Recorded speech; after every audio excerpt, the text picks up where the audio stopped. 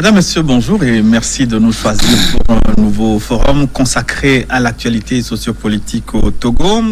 Comment gérer l'état d'urgence de manière responsable? Dans quelles conditions les autorités peuvent-elles décréter l'état d'urgence?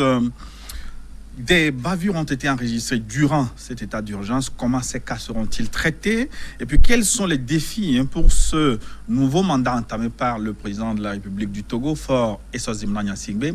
Ce sont les questions que nous allons adresser à notre invité de cette semaine qui nous fait l'honneur d'être au plateau encore aujourd'hui. C'est le ministre Christian Trimouan. Monsieur Trimouan, bonjour. Bonjour. C'est encore un honneur de vous avoir avec nous. C'est tout le plaisir pour moi. Vous êtes le ministre togolais des droits de l'homme chargé des relations avec les institutions de la République. C'est bien ça. Alors, j'en parlais tantôt. Le Togo a décrété depuis le 1er avril 2020 un état d'urgence sanitaire. Alors, concrètement, dans quelles circonstances les autorités peuvent-elles décréter une telle situation? Alors, merci encore de nous donner l'occasion de pouvoir reparler de ce sujet important qui est l'une des dispositions qui nous aident dans les solutions à la fois sanitaires, sécuritaires et l'accompagnement social de la situation dans laquelle le monde entier se trouve, et en particulier le Togo, avec la survenance de cette maladie à Covid-19. L'état d'urgence est l'une des mesures que le Togo a prises, à l'instar d'un certain nombre d'autres pays. Et dans la législation togolaise, l'état d'urgence est une situation qui est déclarée par le chef de l'État lorsqu'il survient une urgence, une catastrophe ou un péril suffisamment grave qui met en cause soit la santé, la sécurité, l'humanitaire, et qui nécessite une solution qui emprunte un certain nombre de voies légales un peu exceptionnelles. Exceptionnelles, ça voudrait dire que les solutions juridiques existantes ne sont pas suffisamment adaptées à la situation et notamment à l'urgence de la situation. C'est pour ça qu'il est question d'un état d'urgence. Et l'urgence est très importante, une fois encore, dans cette expression. Et donc, l'État togolais a une législation qui règle la question, appuyé sur la Constitution, l'article 94 de la Constitution, une ordonnance également qui définit les conditions de mise en œuvre de l'état d'urgence au Togo. Et puis, dans le cas du Covid-19, le gouvernement a pris successivement de nombreux tests dans différents domaines pour pouvoir encadrer cela. Pour résumer, probablement en deux branches. Première branche, quelles sont les conditions de forme qu'il faut? L'état d'urgence, une fois qu'elle est constatée par le chef de l'État, fait l'objet d'un décret en Conseil des ministres, pris par le président de la République, et le président de la République en informe la nation.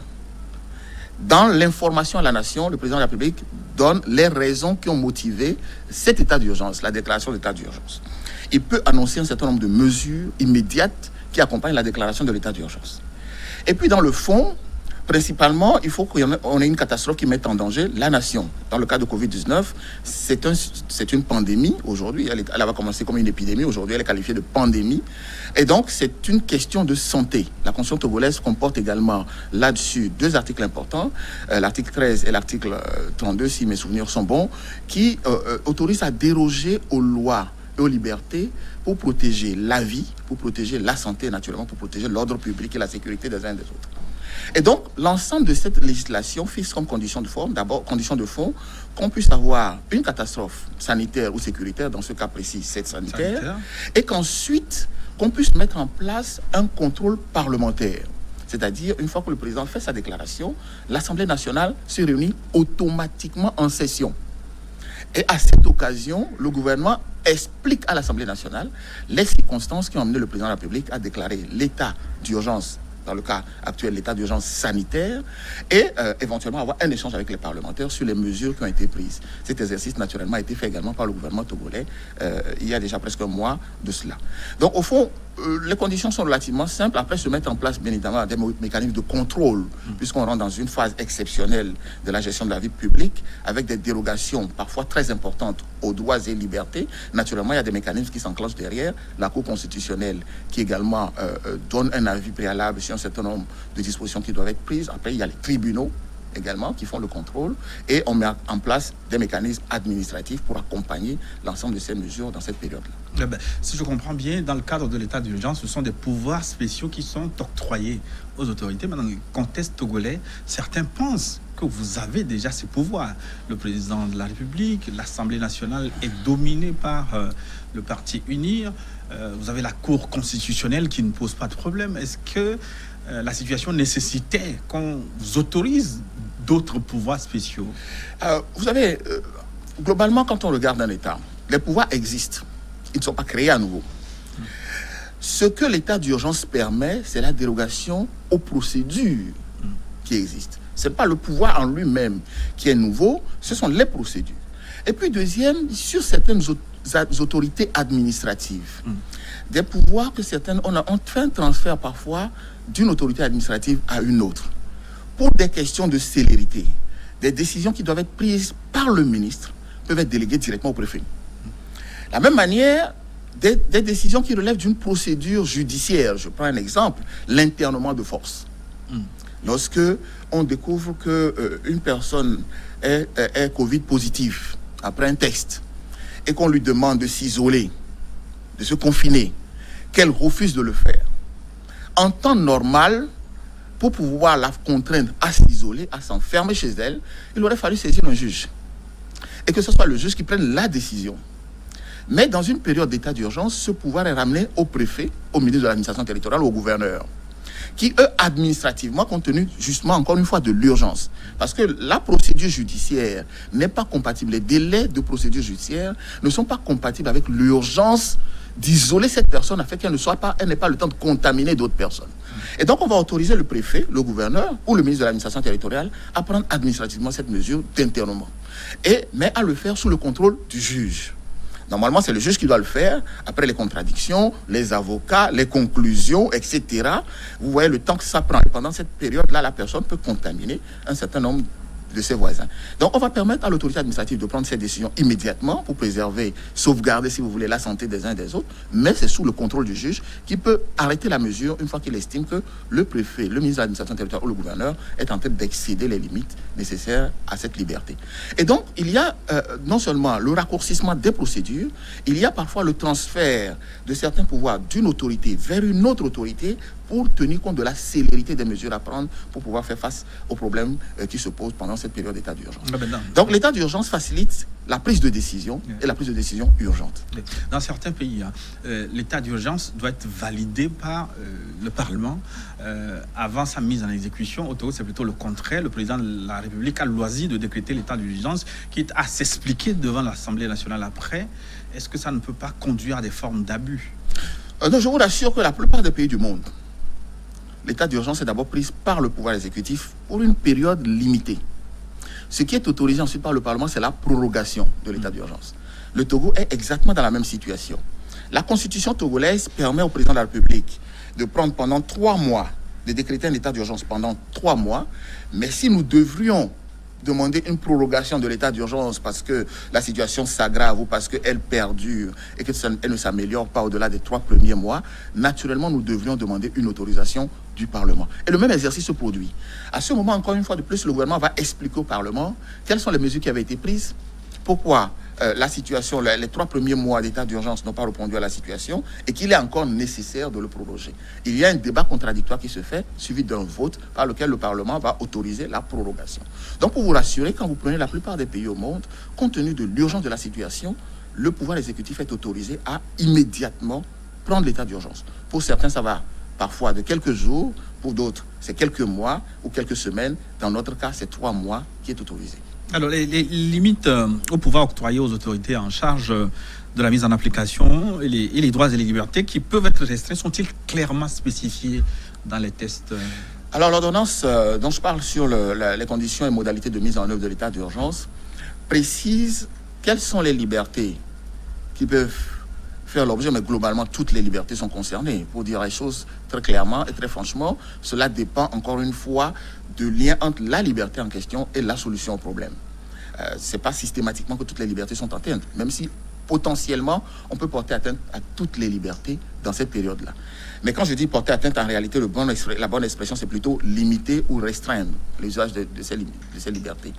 Et donc, si je donne un exemple simple, en période de Covid-19, par exemple, est-ce que le droit de grève, est-ce qu'on peut autoriser le droit de grève? Naturellement, pour certaines fonctions qui n'ont pas de lien direct avec le traitement du Covid-19, la prévention ou la curation, naturellement, le droit de grève est censé être autorisé.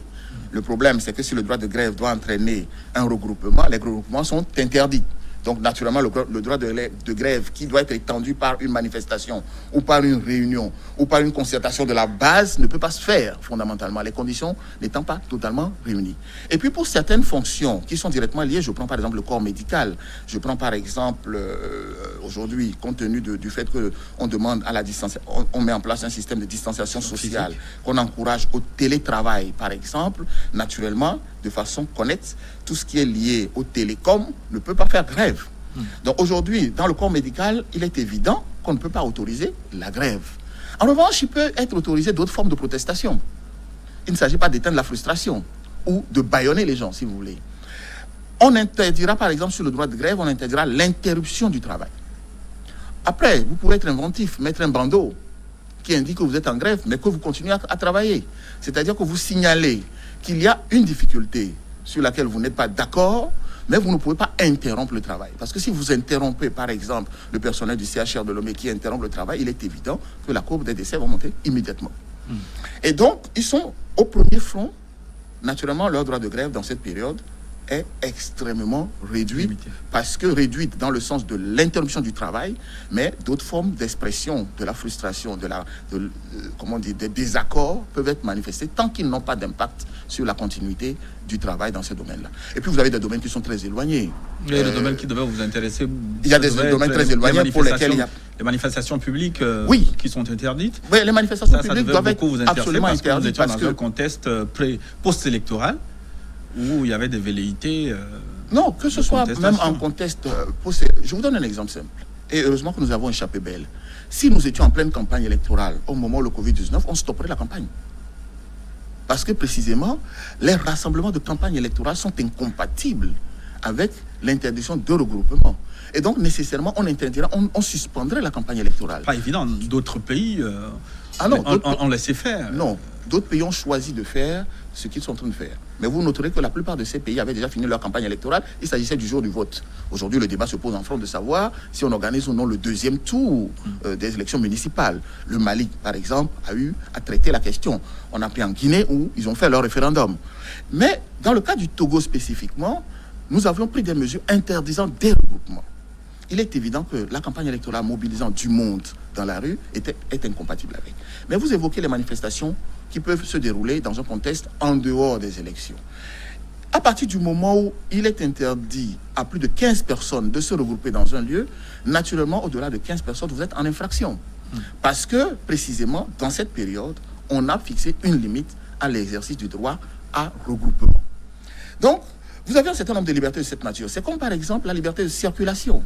Nous avions permis, dans un périmètre autour qui cerne le Grand Lomé, donc la préfecture du Golfe et la préfecture d'Aguanivé, nous pouvons circuler librement à l'intérieur de ce périmètre. Franchir ce périmètre vers d'autres préfectures est interdit. Parce que précisément, nous voulons limiter l'exportation de la maladie vers d'autres préfectures qui ne le connaissent pas encore. Donc, naturellement, ces mouvements ce droit à la libre circulation est également impacté par la décision. Elle est impactée par la décision parce qu'elle découle naturellement de la situation que nous avons à traiter. Et donc cet état d'urgence vous a permis de régler de façon, entre guillemets, élégante le cas Agbeome Kodjo? Non, ça n'a rien à voir avec le cas Agbeome Kodjo que vous évoquez. Mais je suis encore tout à fait étonné de voir que parmi toutes les infractions qui sont traitées au Togo, y compris dans cette période, il n'y a que ce cas qui vous passionne. Et il me semble qu'il est passionné parce que les Togolais sont extrêmement passionnés par la politique. Il me semble que c'est ça le problème. Mais dans le fond, on ne peut pas interdire aux tribunaux de faire leur travail. Je vous donne un exemple. Non, moi, je ne parle pas encore de l'arrestation. Moi, je parle des velléités de manifestations publiques. Non, on n'a jamais interdit de faire. Mais je vous dis encore une fois de plus, il y a une règle générale qui dit qu'on ne peut pas se regrouper à plus de 15 personnes. Naturellement, si vous êtes à plus de 15 personnes, que vous soyez dans un cas Agbeome, dans le cas de Trimois, dans le cas de X, vous serez dispersés. Ça, c'est évident. peu importe la nature, que ce soit culturelle, que ce soit pour une fête de famille, que ce soit pour des manifestations politiques, le regroupement de plus de 15 personnes sera dispersé. C'est évident. Donc, ce n'est pas lié forcément à cette personnalité que vous évoquez. Mais pour revenir à son cas, il me semble que c'est surtout l'activité judiciaire, il me semble qu'il passionne tout le monde, il faut dire les choses franchement. Vous pouvez y aller franchement, hein? Je suis d'accord avec vous. Au fond, pour vous dire, est-ce que vous seriez d'accord aujourd'hui que si vous avez subi un vol hier nuit, que les tribunaux vous répondent, nous sommes à Covid-19, nous ne traitons pas votre cas? Est-ce que ça vous aurait plu si quelqu'un s'était substitué à vous pour aller vendre votre maison, que vous cherchiez un juge, que le juge vous réponde, il y a Covid-19, je ne peux pas traiter cette infraction? Pourquoi demande-t-on alors, quand il s'agit de cette personnalité-là, que les tribunaux se mettent en berne pour son cas? Il y a des gens qui rentrent en prison tous les jours depuis que Covid-19 existe, parce que, malheureusement, il y en a qui continuent à commettre des délits et des crimes. Et que ces délits et ces crimes doivent trouver un traitement. Même si la justice prend les dispositions nécessaires pour s'adapter à la situation, on ne peut pas interrompre le fonctionnement du service judiciaire. Simplement pour des cas évidents que vous voyez, sinon vous allez avoir une courbe de criminalité qui va augmenter, parce que pendant cette période-là, naturellement, aucun voyou, aucun criminel, aucun délinquant ne pourra être poursuivi. Donc, que ce soit pour cette personnalité, que ce soit pour un autre, ou pour quel que soit le cas, toute infraction aux lois togolaises fera l'objet du traitement approprié réservé par les tests togolais. Donc il n'y a pas d'exception là-dessus, et il me semble qu'au-delà de l'aspect passionnant que peut revêtir la qualité de ce monsieur en particulier, il me semble que le débat n'a pas beaucoup d'intérêt aujourd'hui pour les Togolais. Et pour une application saine des mesures induites par l'état d'urgence, un ensemble de garanties doit être réuni en termes d'environnement culturel, politique et juridique. Est-ce que le Togo remplit ces conditions? Parce qu'il est question d'octroyer à des autorités des pouvoirs spéciaux. Oui, vous savez, toutes les conditions dans tous les pays, à partir du moment où la législation prévoit les règles de fond et les règles de forme, naturellement, ça veut dire que l'environnement juridique est rempli. Il n'y a pas d'invention, si vous voulez, au jour le jour de la loi. Il y a des prises de tests qui doivent accompagner des activités, c'est évident. Par exemple, lorsqu'on fait une réquisition d'hôtels, il y a un cadre juridique qui encadre la réquisition des hôtels au Togo. Et les hôteliers qui sont concernés ont communication de ce cadre juridique. Il y a un rapport d'interaction avec le gouvernement qui va solliciter, donc il va mettre en place les mesures de réquisition. Donc tout cela est encadré par du droit. Donc le droit togolais est complet sur cette situation. Naturellement, comme dans tous les pays, vous pouvez toujours avoir quelques angles morts qui doivent être comblés au fur et à mesure du fonctionnement des institutions. Ça, c'est tout à fait normal. Au-delà de ça, d'un point de vue juridique, nous avons le nécessaire qu'il faut. D'un point de vue culturel, bien évidemment, nos compatriotes ne sont pas très habitués à ce genre de mesures parce que, fort heureusement, encore une fois, ce sont des mesures qui interviennent très rarement dans notre pays, qui montrent bien que le fonctionnement normal des institutions chez nous est quelque chose d'habituel. Et donc, il y a un effort de pédagogie. Et je vous remercie encore une fois de me recevoir sur ce plateau pour nous donner l'opportunité de pouvoir expliquer ce genre de choses. Et faire l'effort de pédagogie vis-à-vis de nos compatriotes pour que, d'un point de vue culturel, qu'ils intègrent que de manière exceptionnelle, il peut y avoir ce genre de situation un peu contraignante pour régler des problèmes nationaux d'importance. Et puis, d'un point de vue financier, matériel, naturellement, aucun pays au monde n'était préparé naturellement à l'arrivée du Covid-19. Donc, à partir de là, nous jouons sur un terrain où nous mobilisons tous les moyens nécessaires. Nous prenons les dépenses par priorité et le gouvernement togolais, comme tous les autres pays au monde, fait le même exercice de restriction budgétaire.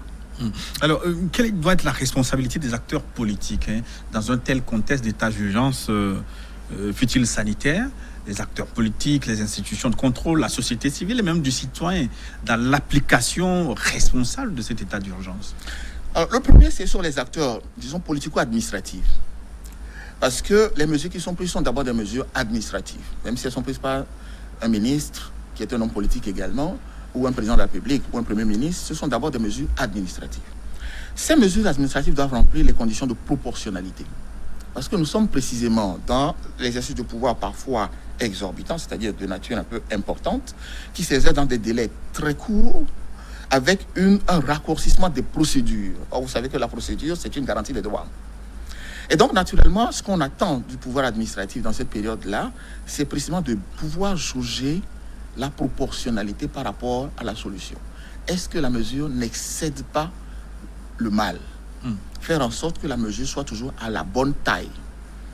Et vous verrez, par exemple, dans notre cas, qu'une mesure comme le couvre-feu, qui initialement avait été prise en considérant qu'on devait commencer à 19h, nous l'avons rapporté ensuite à 20h à 6 heures du matin. Et puis maintenant, nous avons, depuis aujourd'hui précisément, le couvre-feu est ramené de 21h à 5 heures du matin. De 21h à 5 heures du matin parce que nous estimons qu'après l'enquête qui a été faite du 23 avril au 8 mai dernier, les résultats montrent que la courbe ascendante s'est stoppée. On est maintenant plus dans une courbe, dans la phase plateau, et que si Dieu le veut et que nos compatriotes continuent à être aussi rigoureux, nous allons probablement bientôt commencer à aborder la descente. Et qu'à partir de ce moment, on pouvait encore alléger la mesure. Donc voilà la proportionnalité. Je dis qu'aujourd'hui, nous ne sommes plus tout à fait dans les conditions d'il y a un mois. La situation s'est un peu améliorée, ou en tout cas calmée. Nous pouvons redonner un peu plus, lâcher un peu plus de lest sur le couvre-feu. C'est ce que le gouvernement vient de faire. Il l'a fait hier, il est applicable aujourd'hui. Et les horaires de travail également ont été légèrement réaménagés, qui passent de 8 heures le matin à 16 heures. Donc aujourd'hui, la journée est divisée en 3. Vous avez un premier tiers pour le travail, un premier tiers pour vaquer à différentes activités avant de rentrer chez vous, et puis un dernier tiers pour être fermement chez vous. Et donc, il me semble qu'au fur et à mesure que ces résultats continueront à s'améliorer, naturellement, on reviendra dans les proportions juste par rapport à la situation qui se présente. Inversement, à Tchaoudjo, lorsque le problème s'est posé, on a mis un couvre-feu alors que Tchaoudjo n'était pas concerné initialement. Donc, on a renforcé la mesure. Puis, quand Tchaoudjo s'est amélioré, on a levé à 100% le couvre-feu à Tchaoudjo. Il n'est pas exclu qu'aujourd'hui, sur Diakpandi à la plaine de Meaux, ou à Kouniou, ou dans d'autres villes, les nouvelles mesures soient mises au moment où on réduit Lomé. Il n'est pas exclu que là-bas, on étende le couvre-feu. Donc, tout est lié à la situation dans le milieu, à un temps présent. La proportionnalité se juge sur le lieu et le temps. C'est ici et maintenant. Ce qui est valable à Lomé n'est pas forcément valable à l'intérieur. Ce qui est valable à l'intérieur n'est pas forcément valable dans une autre partie du pays. Ça, c'est très important pour l'autorité administrative de mesurer cela. Et naturellement, derrière se trouve un juge. Et on oublie souvent chez nous que le juge existe, le juge administratif togolais existe. Lorsqu'on estime que cette mesure est disproportionnée ou qu'elle n'est pas suffisamment équitable, on peut demander à une tierce personne, c'est le juge administratif togolais.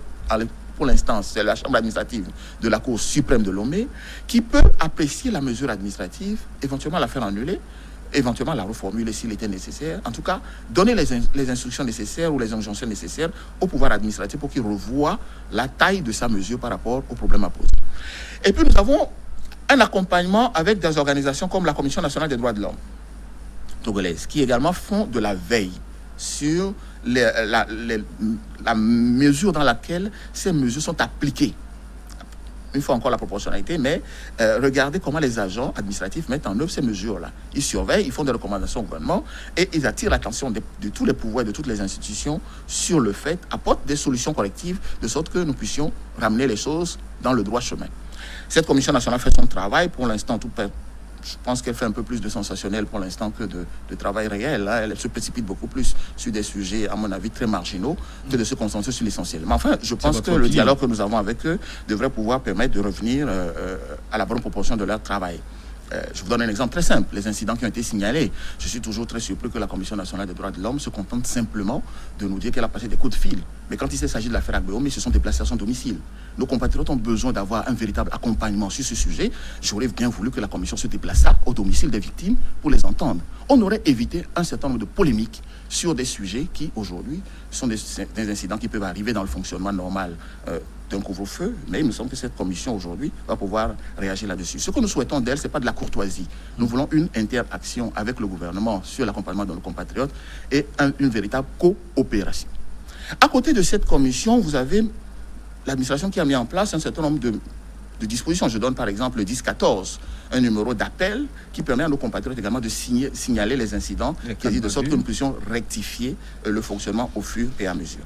Et donc la responsabilité des uns et des autres est responsabilité en termes de charge, pas en termes de condamnation, en termes de charge, d'implication dans le phénomène, dans la période que nous passons est très importante. Mais à côté de cela, naturellement, il y a des responsabilités qui sont liées aux responsabilités pénales, aux responsabilités administratives de tous ceux qui pourraient éventuellement commettre des infractions dans cette période-là également. Parlez-nous un peu de la responsabilité des acteurs politiques, surtout de l'opposition.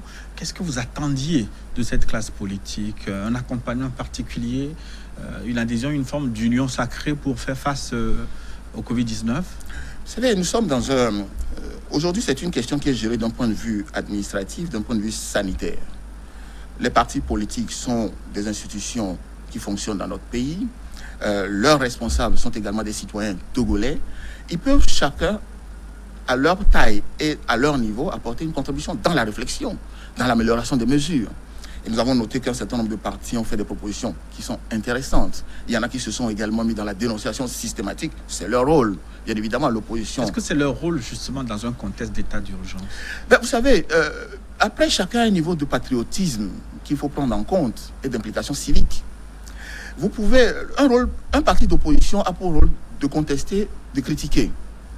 Dans une situation comme celle-ci, la critique peut prendre la forme de propositions constructives. Elles sont appréciées. Mais si elles font de la critique polémique, naturellement, ces personnes ne seront pas écoutées. Mais encore une fois, elles ont le droit de s'exprimer, puisque dans notre pays, la liberté d'expression est une réalité. Nous ne pourrons pas les museler pour cela. Elles ont le droit de critiquer, de faire de la polémique si elles le souhaitent. C'est dommage que ça soit de ce type. Mais je note que le plus grand nombre d'acteurs politiques aujourd'hui est plutôt dans une démarche constructive. Et il me semble que c'est une très bonne chose pour nous. Est-ce que vous créez les canaux de discussion pour pouvoir recueillir les propositions de ces opposants, entre guillemets? Est-ce qu'il vous revient donc de dresser le chemin pour que cela puisse participer à l'action gouvernementale? Est-ce que vous les avez approchés? Alors j'ai expliqué aujourd'hui, tout à l'heure, que dans la procédure que nous avons de l'état d'urgence, le Parlement joue un rôle important. Important à la fois sur le contrôle, mais sur l'information. Le Parlement, à son sein, comporte une majorité et une opposition. C'est une opposition institutionnelle. Donc c'est elle qui est l'interlocuteur fondamental du gouvernement. À côté de cela, le Togo compte plus de 114 partis. Il est évident que le gouvernement ne mettra pas en place un canal de discussion individuel pour chaque parti politique. Ceux qui sont au sein du Parlement ont un droit à information liée à la procédure qui est établie, un droit de critique et de discussion. Ceux qui ne le sont pas peuvent proposer, le gouvernement leur fera une réponse, les écoutera s'ils le sollicitent. Mais vous pensez bien évidemment que si le Premier ministre devait passer son temps à recevoir ne serait-ce qu'un responsable de parti par jour, ça lui fait 114 jours qu'il prendrait sur son agenda. Donc nous disons simplement que 114 partis politiques ne sont pas actifs. Mais bien évidemment, sur quels critères vous choisissez les uns et les autres? Il y a un critère institutionnel au Togo. Nous avons par exemple l'élection présidentielle qui vient d'avoir lieu, avec ceux qui ont eu des scores quand même plus ou moins honorables. Vous les connaissez? Mais qu'est-ce que vous appelez score honorable si vous avez 7 candidats à l'élection présidentielle? Soit vous prenez les 7 fois, vous prenez personne. À partir de quel niveau vous considérez que c'est la masse supérieure, qui sont ceux qui méritent d'être interlocuteurs du gouvernement, et ceux qui sont en dessous de ce score ne mériteraient pas d'être interlocuteurs du gouvernement? Voilà la difficulté. C'est-à-dire qu'à partir du moment où vous avez cette difficulté à sélectionner qui est un bon interlocuteur dans toute la foire de partis politiques que nous avons chez nous, naturellement, vous vous basez sur les mécanismes qui existent. Et il en existe chez nous. Nous avons un chef de file de l'opposition parlementaire qui est un interlocuteur sur le sujet, puisqu'il est reconnu textuellement, et c'est un interlocuteur avec qui le gouvernement échange entre autres sur ce sujet. Nous avons les groupes parlementaires qui sont de l'opposition, de la majorité, qui sont des interlocuteurs, parce que c'est prévu par les textes. Pour tous les autres partis qui souhaitent contribuer à la réflexion, il est évident que le gouvernement est disposé et les écoute. Et je vous dis encore une fois que nous en avons écouté. Nous en avons reçu et écouté un certain nombre qui ne sont ni au Parlement, ni dans les institutions, mais qui ont fait des propositions intéressantes et avec qui le gouvernement a échangé. Et naturellement, nous donnons une information publique pour que tous ceux qui sont capables de l'intégrer, d'y réfléchir et de faire des propositions puissent la soumettre. Il n'est pas nécessaire d'être forcément parti politique ou d'être leader d'un parti politique. Vous-même, simple citoyen, vous pouvez faire des suggestions au gouvernement dans cette période. Et vous verrez que quand nous avons amélioré le fonctionnement de la force anti-pandémie, spéciale anti-pandémie, la FOSAP, ce ne sont pas les partis politiques qui l'ont fait, ce sont nos concitoyens qui ont souhaité cela. Et donc, vous voyez très bien que la contribution citoyenne fonctionne également. Il me semble qu'elle est tout aussi importante que celle des partis politiques. Vous faites une belle transition pour évoquer les bavures qui ont été enregistrées durant l'état d'urgence. Je vais commencer par les bavures du couvre-feu, on peut l'appeler comme ça. Qu'est-ce que vous prévoyez? Comment ces cas seront-ils traités? Alors, les incidents que vous évoquez, malheureusement, nous les avons tous regrettés. Le gouvernement a pris un certain nombre de mesures concernant cela. Mais une fois encore, peut-être qu'il faut rassurer nos compatriotes là-dessus. Aujourd'hui, la Commission nationale des droits de l'homme dit qu'elle a en gros été saisie d'une dizaine d'incidents globalement, précisément 9. Une dizaine d'incidents. À l'échelle du temps que nous avons déjà passé sur ce couvre-feu, du temps que nous avons passé depuis que l'état d'urgence a été décrété, il me semble que d'un point de vue quantitatif, finalement, ce n'est pas si important que ça. En revanche, il y a des incidents qui, par leur nature, ont inquiété et sont regrettables. Lorsque, notamment, on parle, entre autres, de décès. Il me semble que c'est suffisamment grave. Et le gouvernement a pris la mesure de cette gravité, a mis en place, a demandé au ministre de la Justice d'ouvrir une enquête judiciaire. Je dis pourquoi une enquête judiciaire, puisque une fois encore, les forces de sécurité ont elles-mêmes engagé des enquêtes administratives à côté de cela. Simplement parce que la FOSAP, par exemple, sur les différents décès, les conteste le fait qu'on lui impute la responsabilité de ces décès. Qu'un certain nombre de personnes qui soutiennent ou qui imputent ces incidents aux forces de la FOSAP n'apportent pas suffisamment d'éléments non plus concrets pour pouvoir l'établir. Et que sur entre les deux, il est évident que le gouvernement et nos concitoyens ont besoin d'avoir une information claire et sérieuse sur ce qui s'est passé. C'est pour ça que le gouvernement a demandé au ministre de la Justice d'ouvrir une enquête. Le parquet aujourd'hui est saisi de cela. L'enquête est en cours et nous attendons rapidement les éléments d'information sur les différents cas. Il y en a essentiellement 3 qui ont été évoqués. Un qui concerne un jeune homme qui serait décédé, dit-on, d'épilepsie. Mais ça, nous avions des témoins à la situation de cela. Il faut qu'on clarifie. Il y a celui d'Atapamé qu'on évoque comme avoir été bastonné parce qu'on a retrouvé sur place à la fois non seulement sur son corps des traces de coups, mais également des traces de bottes qui pourraient éventuellement ressembler aux bottes de militaires, les empreintes dans le sable, je dis bien, encore une fois. Et puis il y a ce cas qui est évoqué dans Baguida vers Pogan, où on évoque une dame, une femme enceinte, qui se serait écroulée au vu d'une patrouille des forces de la FOSAP. Donc ces 3 cas qui sont évoqués aujourd'hui, vous voyez bien que les éléments qui sont donnés, la Commission nationale dit qu'elle essaye également d'avoir les éléments d'information là-dessus. Il y a plusieurs sources qui se renseignent sur les cas qui permettront d'avoir l'information complète et de prendre les décisions. Mais j'insiste sur le fait que l'enquête judiciaire qui est ouverte par le gouvernement va avoir une suite judiciaire. Il s'agit bien d'une enquête judiciaire, pas d'une enquête administrative. Ça voudrait dire qu'en gros, les responsabilités, si elles sont établies, naturellement feront l'objet de procédures judiciaires et de sanctions. Oui, vous avez parlé de 3 cas, je peux vous ajouter un 4e cas. Oui. Il s'agit de l'assassinat, on va le dire, d'un commandant d'une brigade d'élite à Lomé, retrouvé mort dans son bureau. En tant que ministre des droits de l'homme, quand ces informations arrivent, qu'est-ce que vous faites? Quelles sont les démarches que vous entreprenez? Alors, ce cas que vous évoquez, je voudrais l'isoler, si vous me permettez, des cas que nous évoquons aujourd'hui, parce que les 3 cas que j'évoque sont des cas qu'on impute à la force spéciale anti-pandémie. Le cas malheureux que vous évoquez, qui est effectivement exact, est un cas qui s'est déroulé en dehors de l'activité de la force spéciale anti-pandémie. C'est toujours dans le cadre de l'état d'urgence. Bien évidemment, si vous évoquez les victimes qui sont dans l'état d'urgence, à ce moment, il faut sortir toute la nécrologie que nous avons eue pendant cette période, c'est-à-dire tous les décès de mort naturelle, etc. Parce que l'état d'urgence, on évoque les incidents qui sont liés à la mise en œuvre de l'état d'urgence. Et ce cas précis que vous évoquez n'en fait pas partie. Mais puisque vous évoquez le cas, en quelques mots pour vous dire, nous avons tous vu les manifestations qui ont été faites sur les réseaux sociaux en évoquant le fait que le gouvernement n'ait pas communiqué sur le sujet. On nous reproche d'avoir pas pris des mesures, etc. Mais je voudrais simplement dire à un certain nombre de nos compatriotes, et en particulier à vos confrères journalistes, que sur des événements aussi graves, en pensant aux familles, en pensant aux collègues de celui qui est décédé, en pensant à tout le contexte dans lequel cette affaire s'est passée et dans l'urgence sanitaire que nous avons aujourd'hui, il me semble qu'il devrait être très raisonné et très proportionnel par rapport à l'expression. Notamment lorsqu'on ne mesure pas, lorsqu'on ne maîtrise pas les informations que l'on veut diffuser. Il me semble qu'il est fondamental de ne pas partir sur des polémiques. Certains de vos confrères journalistes se sont permis d'aller faire des commentaires sur des chaînes sur l'aspect juridique, l'aspect, etc., en donnant une dimension extraordinaire à un phénomène qui n'est encore maîtrisé par personne. Vous devez savoir que la doctrine du gouvernement togolais en matière de communication sur des cas aussi graves, le gouvernement togolais ne se précipite jamais pour s'exprimer sur un sujet aussi grave. Il est nécessaire de rassembler des informations, de faire le tour de la situation et d'en rendre compte ensuite à la nation lorsque cela est nécessaire. Mais est-ce qu'il n'est pas nécessaire de communiquer cette démarche, ce que vous êtes en train de faire? Est-ce que le peuple n'a pas le droit à l'information dans ce genre de situation? Mais c'est ce que je suis en train de vous expliquer, la démarche. En disant en gros, laissez le gouvernement rassembler les éléments d'information nécessaires et lorsqu'il jugera qu'il a les éléments nécessaires, il fera la communication qu'il faut. Vous avez bien entendu qu'une commission spéciale d'enquête a été mise en place suite à cet événement. Il faut qu'on ait le retour de cette commission pour pouvoir communiquer à la nation sur un sujet aussi important.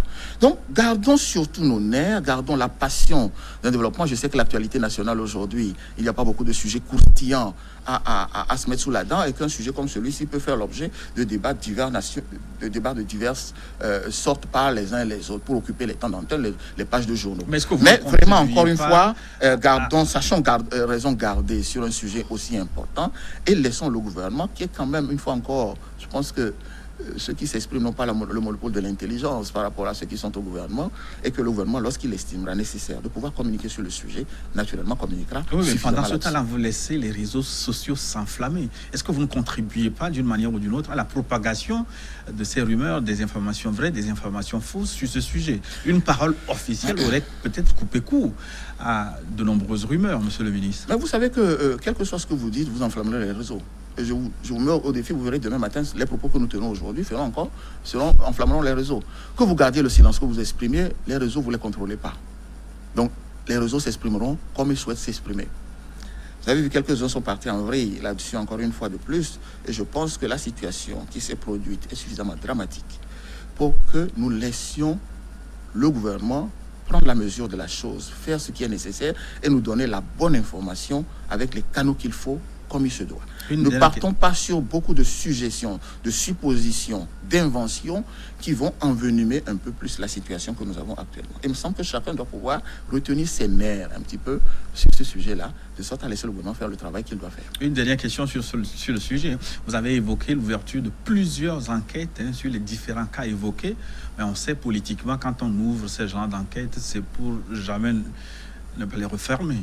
Non, il faut sortir un petit peu de ces caricatures sur les enquêtes qui sont ouvertes, qui ne sont jamais fermées, plusieurs enquêtes etc. ont été ouvertes, mais par le passé, on n'a jamais eu une enquête, les quand conclusions. Vous l'ouvrez, le problème d'une enquête, et tous les le savent, mais je pense qu'il est peut-être nécessaire chez nous que nous rassemblions les journalistes et que nous leur fassions une formation sur les procédures judiciaires. De plus en plus, j'ai la conviction qu'il y a un déficit d'information. Et je me rends compte aussi que les journalistes, malheureusement, mais demain matin, ils tireront tous sur moi parce que j'aurais dit ça. Mais je pense qu'ils écrivent pour qu'on lise. Mais eux-mêmes lisent très peu. Beaucoup ne lisent pas. Je vous donne un exemple, c'est sur le cas que vous évoquez. Combien d'entre eux ont lu le code de justice? Code de justice militaire, code pénal, code de procédure. Aujourd'hui, pour savoir comment un cas comme celui-ci doit être traité. Mais beaucoup se répandent en commentaire sur des dispositions législatives, tirent à profusion sur le procureur de la République, tirent sur les uns les autres, sans véritablement aller lire les textes pour savoir qu'est-ce qui relève de la compétence de qui et comment. Quelle que soit l'émotion que soulève une situation, il faut maîtriser la procédure qui conduit à l'information. Et les enquêtes judiciaires, vous savez, quand vous les ouvrez, vous ne savez jamais quand vous les terminez. Le Togo n'a pas le monopole. Vous avez tous les cold cases aux États-Unis. Vous suivez Enquête Impossible, comme moi et comme beaucoup d'autres aussi. Vous suivez différents événements où des enquêtes sont tenues sur plusieurs années, parfois sur plusieurs décennies. Mais le problème, c'est qu'il y a des enquêtes qui sont conduites avec beaucoup de diligence. Mais bien évidemment, mais là encore une fois, très rapidement. Oui, mais les enquêtes dépendent. Une enquête dépend de la complexité du cas que vous avez à gérer. Et donc, à mon avis, si vous pouviez, avoir les recettes de Colombo pour nous trouver les choses, il me semble que les prochaines enquêtes, on vous les confiera.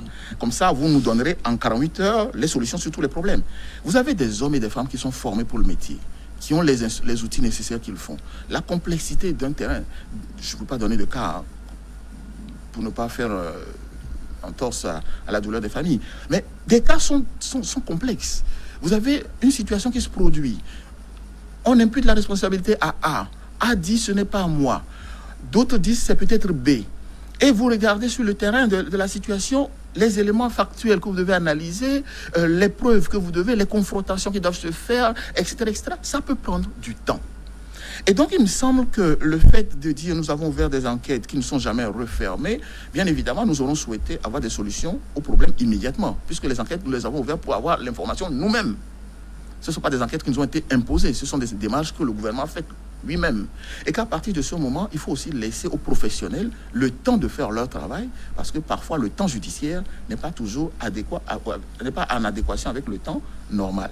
Et donc le temps judiciaire est parfois un peu plus différent du temps normal. Et il faut que nous apprenions à pouvoir l'intégrer. Mais justement, pour étouffer une affaire, sincèrement, monsieur le ministre, est-ce qu'il n'est pas bienséant de dire simplement qu'il est complexe. C'est ce que nous faisons. Disons qu'une affaire est complexe. Cette affaire, elle est complexe. Oui, le politique, pour étouffer une affaire, il dit simplement que c'est complexe. Non, ce que nous disons simplement, c'est que nous avons des enquêteurs qui sont sur le sujet, qui travaillent tous les jours. Ils ne l'abandonnent pas pour revenir. Ils ne le font pas de façon intermittente. Ils y sont tous les jours. Et à partir du moment où ils y sont tous les jours, qu'est-ce que vous voulez faire sur un enquêteur qui examine, recherche, confronte, doit parfois reprendre du recul, faire face à des obstacles, ne peut plus avancer, doit attendre le temps nécessaire de la réflexion, partager son expertise avec d'autres experts, avoir des expériences comparées, essayer de redémarrer, etc. Ce sont des choses sur lesquelles vous ne pouvez jamais maîtriser dans le temps. Vous savez, une petite enquête, même de voisinage, peut devenir quelque chose de très long. Et plus encore dans nos pays. Donc, il est fondamental que nous gardions à l'esprit et que nous ayons au moins cette tolérance vis-à-vis des services qui font un travail formidable. Parce que l'autre côté, en disant ça, c'est que vous allez décourager tous ces enquêteurs qui mettent leur nerf, leur énergie tous les jours en disant, mais finalement, on m'attaque de ne rien faire alors que j'y mets toute ma force. Le souci, c'est que certaines enquêtes sont allées très vite, comme l'incendie des marchés du Togo, par exemple. Oui, vous avez des enquêtes qui sont très simples, vous en avez qui sont complexes. Vous savez, pendant longtemps, les enquêtes sont allées très vite. Je vous donne un exemple. Pendant presque 3 ou 4 ans, on nous a attaqué en disant qu'il y avait la disparition de 2 personnes, les frères Hadji. Pour vous donner cet exemple concret. Des organisations de la société civile togolaise ont saisi même des organismes à l'international qui ont demandé au Togo de faire le nécessaire et qui ont fait le suivi avec le Togo pendant plus de 3 ans. L'enquête a mis 3 ans, 3 ans et demi, si mes souvenirs sont bons. Au bout de 3 ans et demi, nous avons trouvé la réponse. Et nous avons fait une conférence de presse pour donner le résultat. Et donc, il me semble que il faut laisser le temps judiciaire. Je peux comprendre l'impatience à avoir l'information sur une situation qui se présente, mais parfois, il faut laisser le temps aux organes judiciaires de pouvoir faire leur travail dans la sérénité pour que nous puissions avoir la bonne information. Monsieur le ministre, le 3 mai dernier, le président de la République du Togo a prêté serment pour un nouveau mandat de 5 ans. Quel est le sens de ce serment? Certains avaient dit qu'il aurait pu faire l'économie de ce serment dans un contexte d'état d'urgence. Vous savez, encore une fois, ceux qui le disent ne lisent pas nos tests. Un chef d'État qui est élu ne peut pas rentrer en fonction s'il ne prête serment. C'est la constitution togolaise qui le prévoit et qui donne la formule du serment. Le serment a 2, on peut même dire 3 dimensions.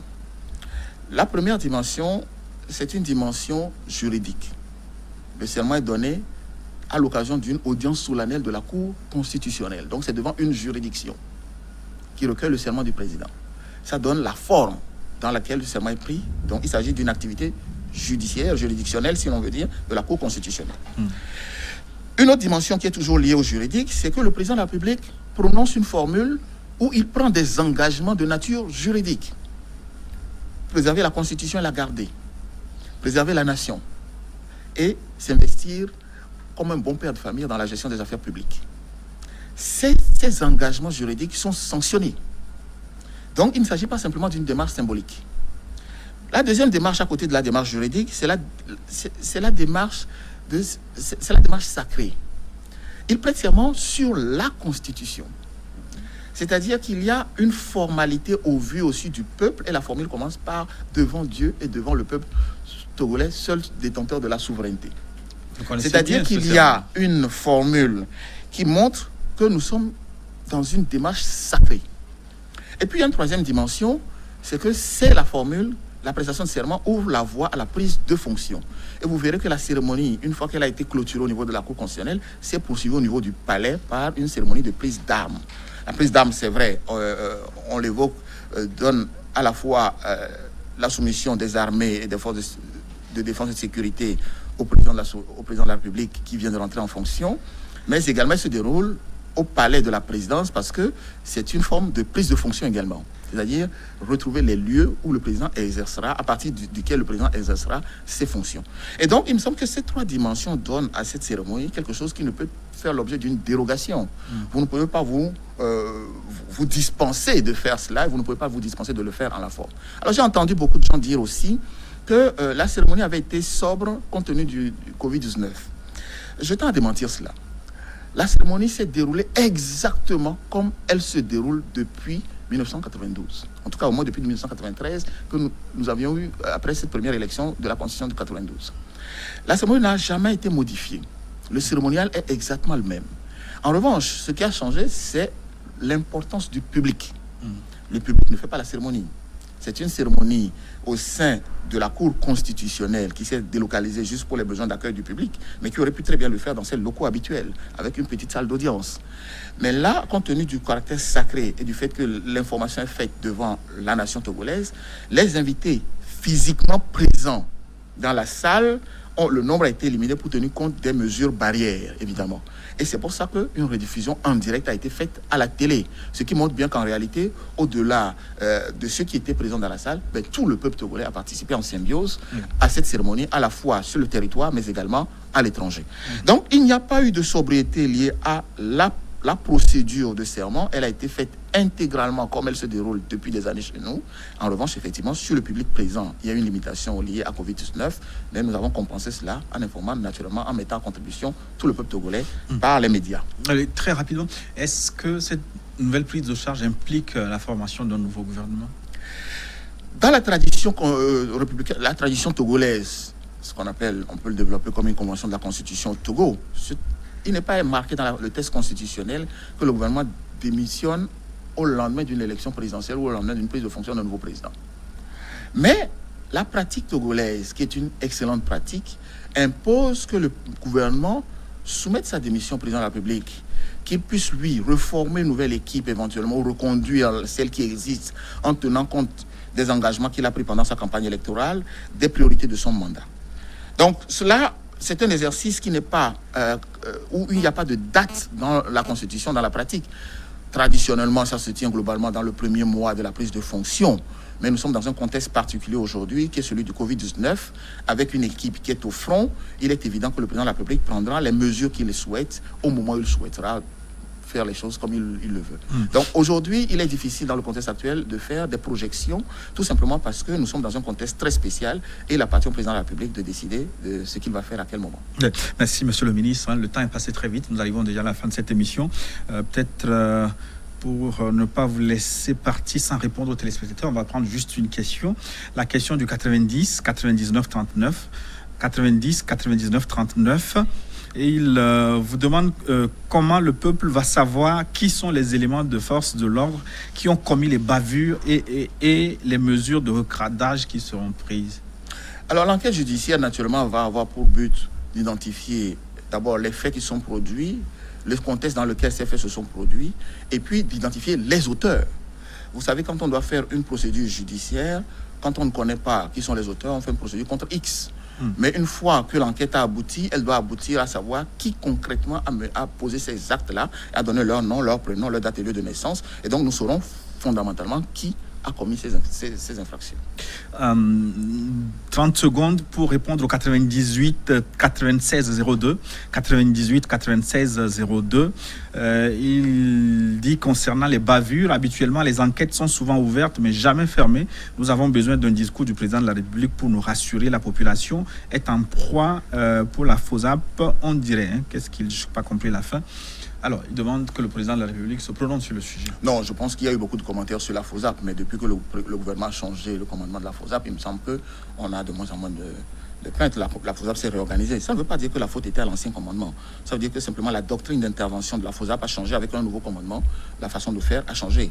Vous regarderez simplement dans la vie de l'ONU. Donc c'est la doctrine qui était en cause, la doctrine du commandement. Oui, la doctrine initiale a changé. C'est pour ça que précisément on a changé le commandement. Parce que ce sont les hommes qui impulsent l'idée. Ça ne veut pas dire qu'ils sont responsables ou qu'ils ont mal géré la force. Mais on a changé de doctrine, on a changé de commandement et le commandement a compris également qu'il faut changer de doctrine. Il me semble que les résultats sont visibles. Les compatriotes ne sont pas contre la FOSAP, bien évidemment. Mais pour revenir à ce qu'il dit encore une fois sur les enquêtes, c'est ce que nous avions déjà dit. Une fois qu'une enquête est ouverte, naturellement, il faut laisser le temps aux professionnels de faire leur travail et nous aurons les informations en temps une fois qu'ils auront achevé leur travail. Merci, monsieur le ministre, et surtout bonne chance. Merci beaucoup, c'est moi qui vous remercie une fois encore pour le travail important que vous faites. Nous marquons une pause pour une nouvelle édition du journal. On se retrouve dans une dizaine de minutes pour la suite de New World Forum.